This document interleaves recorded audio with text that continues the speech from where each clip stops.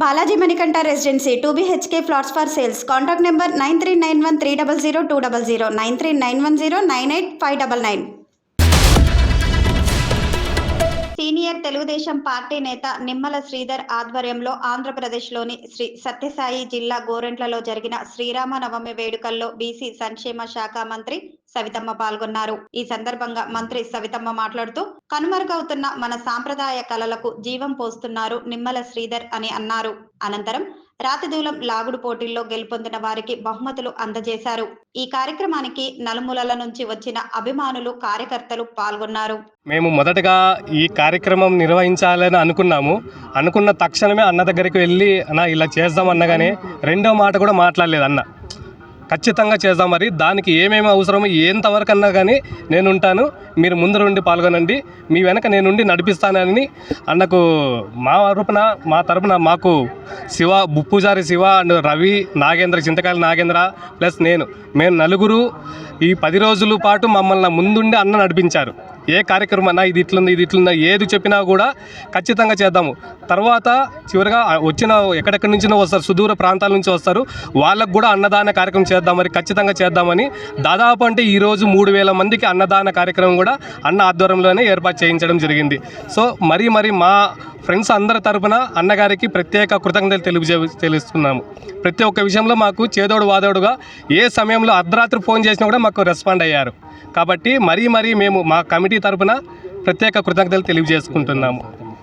So ఈ కార్యక్రమానికి విచ్చేసిన మన బీసీ సంక్షేమ శాఖ, చేనేత జౌళి శాఖ మంత్రి సవితమ్మ అక్క గారికి కూడా ప్రత్యేక కృతజ్ఞతలు తెలియజేస్తున్నాము. జై శ్రీరామ్, జై శ్రీరామ్. మీరు ఇట్లాంటి కార్యక్రమం చేయాలని చెప్పనన్నప్పుడు నాకు కూడా చాలా సంతోషం అనిపించింది.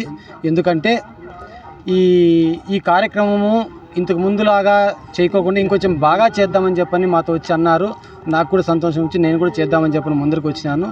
ఇంకా ఇలాంటి కార్యక్రమాలు నా వరకు ఏది తీసుకొచ్చినా కూడాను మండల వ్యాప్తంగా నేను సంతోషంగా ముందరికెళ్ళి నేను ఈ కార్యక్రమాలు ఏదైనా కానీ పాలు పంచుకొని కార్యక్రమాన్ని విజయవంతం చేస్తానని చెప్పని మీ అందరికీ తెలియజేసుకుంటున్నాను. నాయకులకు మరియు ఈ దేవాలయం కమిటీ సభ్యులకు మరియు అధికారులకు, పత్రికా విలేకరులకు, ఇక్కడ విచ్చేసిన ప్రజలందరికీ శ్రీరామనవమి శుభాకాంక్షలు తెలియజేస్తున్నాం.